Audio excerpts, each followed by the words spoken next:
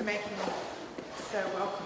As a Joomla user myself, it's a pleasure to be speaking about my favourite topic, and especially to a group of kindred spirits. So thank you very much for having me here tonight. In over 20 years of marketing and communication campaigns, I would say all of my campaigns, all of my clients, finding new business is at the core of every campaign that we're doing. There are, of course, innumerable marketing tactics. There are about 50 marketing tactics. The only difference is today that we have more platforms and more mediums. So attracting clients really isn't about the technology. Attracting clients is about persuading and influencing, and the keys to that are communication. So no matter which medium you're communicating through, whether that be owned, earned or bought, the game is only ever won by communications. In the cacophony of the marketplace, with the attention span of a goldfish, it's the memorable, the colourful, with a well-structured message that will win that game of communications. There's 4 pillars to good communications.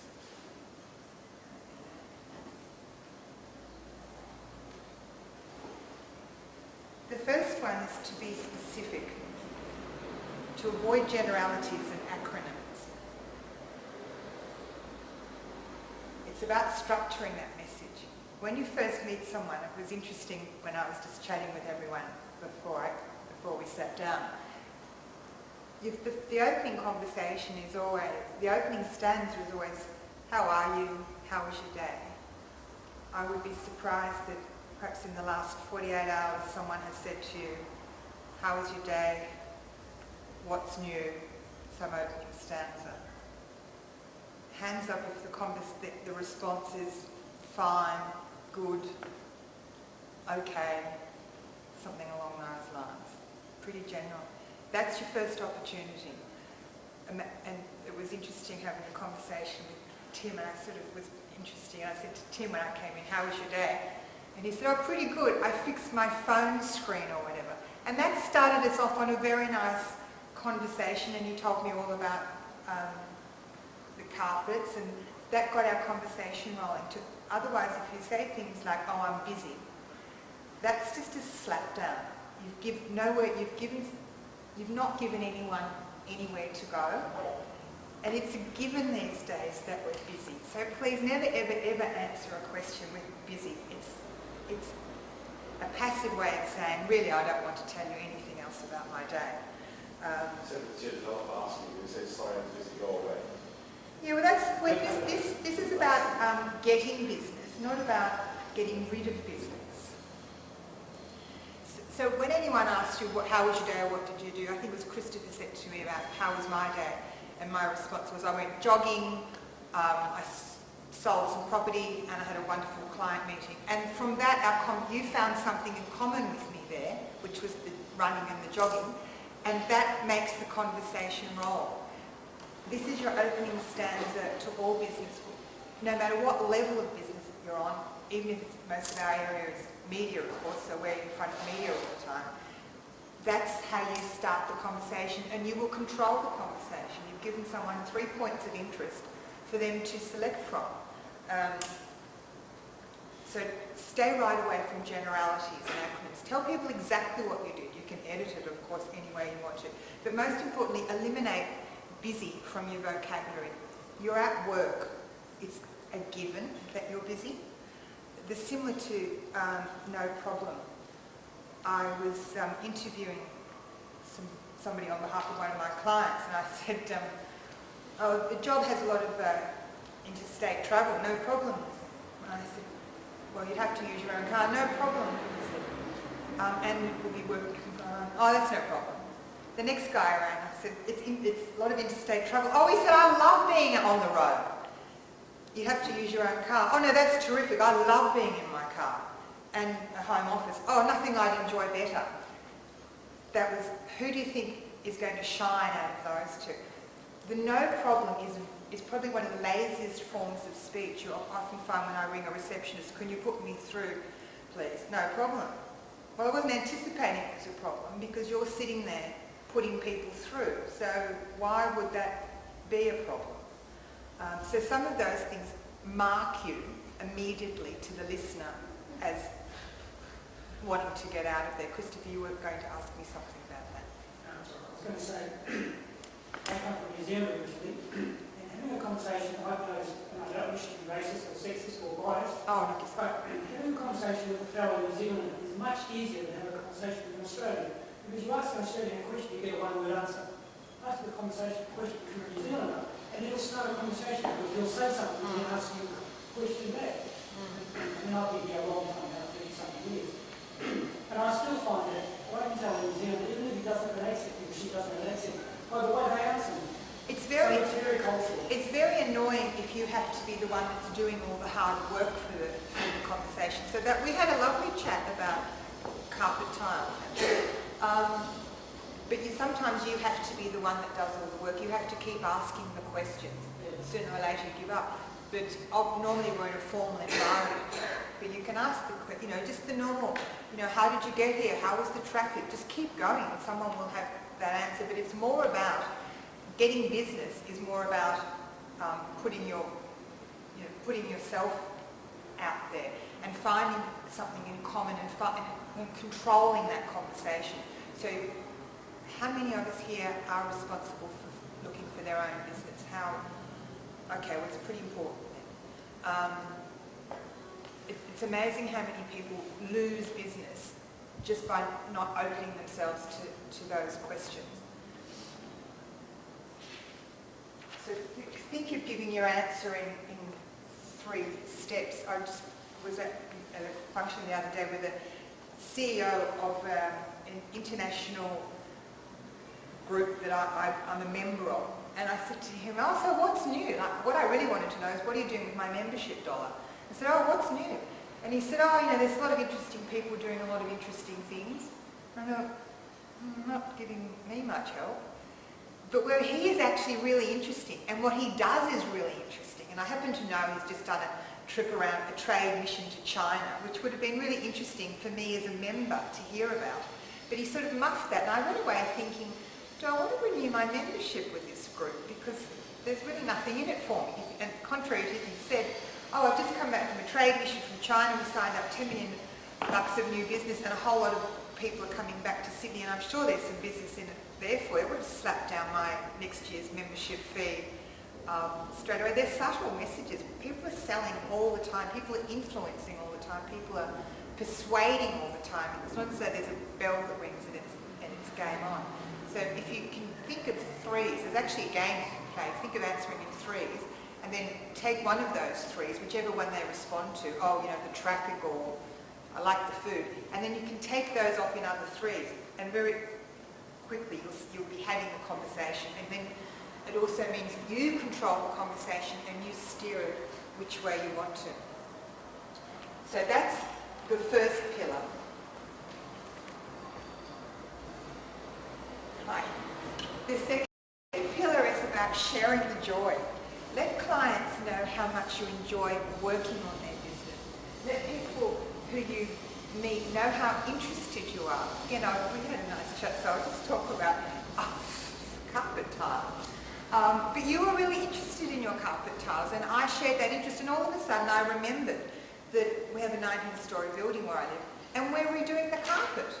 But that wasn't what I was, and that would be a nice piece of work, but that wasn't what I came here for tonight, to purchase carpet tiles, and it wasn't actually even on my mind, even though I'm in a carpet warehouse. But it was only when you started talking and you started telling me the history of the company, and I thought, commercial, yes, that fits with mine. So you were quite sharing of your enthusiasm about the company. Now, whatever anyone does, obviously they're interested in it. So share their interest. I build websites. How exciting. Everybody has a website. That must be interesting. Explain that joy with and this is why I'm interested. I'm interested in the carpet because our office is thinking of recarpeting. I'm interested in your website because it's something that's always fascinated me. So share that joy. I think sometimes in a professional environment, we get depending on how hard you're struggling for work or how easy work is coming to you. Work comes to you and you can very easily sound quite flat about it when a new piece of work rings. Oh yes, I've rung about this, that or the other. Yeah, sure, that'll be fine, no problem. Not my preferred person to do business with. Someone else that says, yes, I'm just promoting the world's dullest Acme company. Great, I've always wanted to know more about that company. Tell me more about what they do. Ask those sorts of questions and share that joy and share that enthusiasm. And eliminate negative speech patterns. And again, it's something we very easily slip into.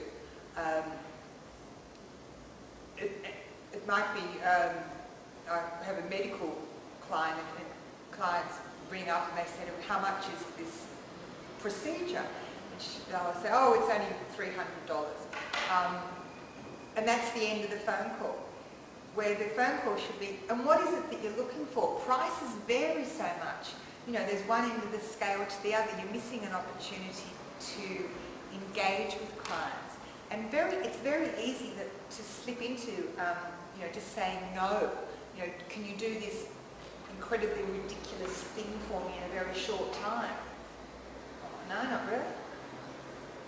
Try another way. Just eliminate the word no. In communication, as a matter of course, start every sentence off. We communicate a lot by email, but we start every sentence off with a positive. So even if you get an email and someone asks you the most ridiculous thing that's impossible in the shortest amount of time, there would be a positive response. That sounds like a great project. What an interesting opportunity. I'd like to know a little bit more about it. I might then trail off to say, look, it might be very expensive or it might be very time consuming, but my first response to anything is always, sounds great. I can see where you're coming from. That sounds novel. So the first response is, there is never a time in business when you say no, because the person won't hear anything else after your no. So you've got nowhere to go after you know. The end result would be perhaps, oh, well, between the two of us we've decided it's a no. But give the client, give whoever you're talking to, or certainly emailing, the benefit of having them say no. Similarly, once in my career I sacked a client. I will never do that again. It was a horrible experience and they were so upset and made me so upset. And I should have been more positive about it, but that was a learning curve. I should have sat down with them and said, look, can we move forward in a different way, rather than just saying, no, this isn't working out for me. So it will come back to bite you. And it's quite easy to get into. I was at a conference the other day and it was an infrastructure project. It was actually someone from the local council who was selling this infrastructure project, and he said, oh, it'll never get any worse. And I thought to myself, oh, I don't really believe you. When he actually could have just said, don't worry, everything will stay the same. It's the same message, but if someone tells me, it's okay, everything will stay the same, it's talking about smokestacks. I think, oh, okay, I've got nothing to be frightened of. But if someone says, can't get any worse, I think, yeah, but I have to believe that. So you can deliver a lot of messages in a much softer way. The third one is adapt to your audience.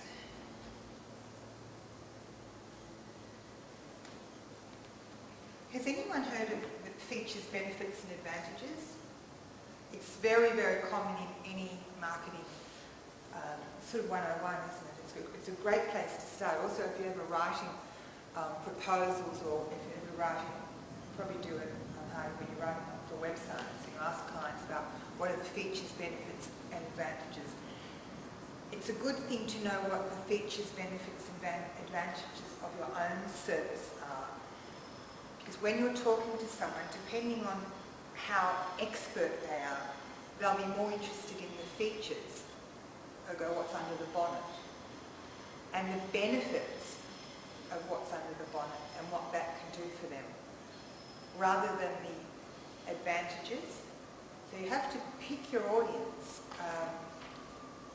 When I was buying a car, I was very impressed with the advantages. I liked that it had a soft top, and I could have it on the road this weekend. So if he'd started talking about what was under the bonnet with me, I probably would have glazed over. But you can play with features. Do you know what I mean by features, benefits and advantages?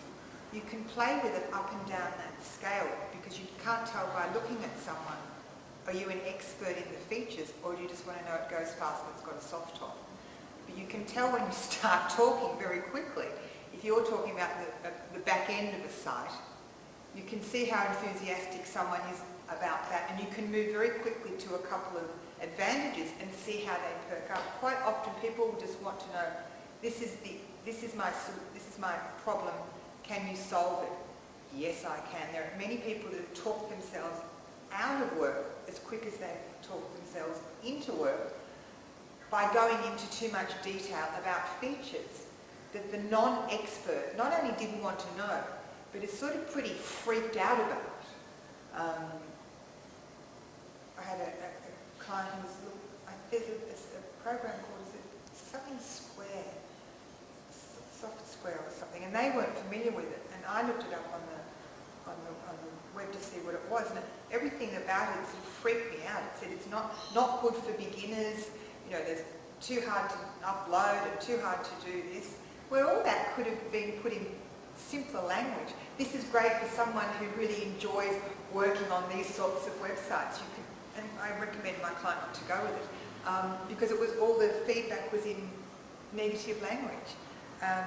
So if you think of features, benefits and advantages and move backwards and forwards between features, benefits and advantages, you'll certainly be able to find a common ground that your client is interested in. And then you'll work out very quickly if they're the expert that wants to know about every little thing under the bonnet, or just it goes fast and it's on the road on the weekend.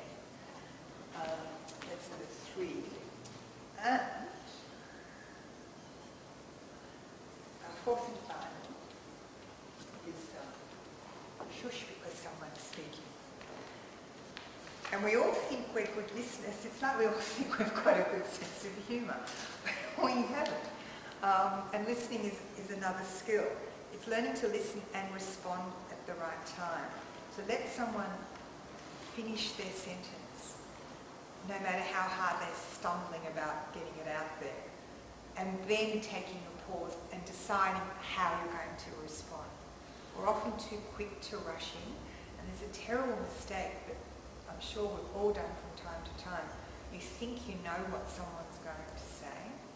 And I was telling Christopher I had a good experience with some real estate today, but I had this lawyer who wouldn't let me finish my sentence. And I actually said to her, but you're not letting me finish my sentences. She said, but I know what you're going to say. I said, no, you don't know what I'm going to say because I'm terminating our business. So let people finish their sentences with dignity and respect. And that also is about choosing the platform you're communicating from. It could be, you know who you can SMS, you know who you can DM on Facebook, you know who you can be emailing. Don't mix them up just because one is more, don't mix them up because one is more convenient for you. And certainly don't, it's confusing. You might start with emailing and then someone will start texting and all of a sudden you'll get a ping in your Facebook. And you, no, I have to aggregate all this. So stick with the starting method of communication. And if they take it off piste, bring it back. So they ping you on Facebook and tell you something on Facebook. And you've been emailing, communicating. Say on Facebook, yes, or LinkedIn. A lot of people have conversations with me on LinkedIn, but I want to give the dignity of email because my email is something I'm hooked up to all day long. And I will say to them on LinkedIn, LinkedIn is an ideal business forum. Let me get that, let me take you over to email. So move the client to whatever is the most appropriate for you and for them and stick with that forum. And the same about what I said about listening. It also goes to emailing when you're writing, and so often you'll misread a message. And I'm the worst at this because I'm pretty quick to fire. of the response, and so but I'll read it wrong, so now I know to keep my powder dry until I've actually read it quietly. But you'll read something quickly and think, they've just asked me to do this crazy thing. But if you wait a minute and read it again, you think, no, that's actually not what they're trying to say. Often you can't even work out what they're trying to say by email, and it's a sort of a spaghetti string. That comes back to what I said before about let them finish explaining, ask them, you know, you can write back to email, I'm not quite sure what you meant, is it this or is it that? And try and be colourful in all your communication. I heard someone this morning say, look, he was so ineffectual he couldn't blow the skin off a rice pudding. And I've remembered that all day. And there's lots of opportunities to do that in all methods of communication, no matter if it's online, on a website, verbally. And you can have a lot of fun in email saying that, because people remember colourful people and colourful expressions. Even just the, you know, I was so busy, you know, I was busier than a one-armed wallpaper hanger. Those old Australian expressions. You can still use those to make yourself more colourful. And that's how you'll be memorable, that's how you'll stand out, and that's how you'll get business. But isn't that a negative comment? Like you're saying, steer away from negative comments. Yes. Like I'm busy. Or you'd make a joke if you said that you're busy. Oh yes, but I was thinking if your point is right, but you can lead into something. I'm just saying to be colourful. Those old Australian expressions are always, you know, I'm as busy as a one-armed wallpaper hanger is more memorable than just beyond busy. So. These days you can't say something like busy as a one-legged. No, I thought of that when I said it. Because you're considered politically incorrect. Yes, you have. Someone will jump all over like. Yeah, I think you sort of pick your mark. You might not say that on your website. I've used it in emails and it's come back to me. But again, it's you know, all that is picking your mark, and it leads me into, you know, in communications I've made lots of blunders, but there is also an art to coming back from the blunder. You know, I probably more than most, because I'm in communications. We've said the wrong thing and we've said embarrassing things, but there is another whole session in how you apologise and how you come back from that. And you can, the more you've offended someone, I won't go into it now, but the more you've offended someone, actually the easier it is to come back and win them over. It's another thing about issues and crisis management. So if you've got rabid neighbours who are upset about the new swimming pool, you've got people who are highly engaged and highly emotive, and they're easier to work with than people who just sit around at home and won't do anything. So it sort of takes us into another area. So they're the 4 pillars of good communication for new business. So I do really hope that you take away from today and think about being easy to remember, and be easy to do business with, and be easy to refer, which you will be if you're memorable. Thanks, I really enjoyed this evening.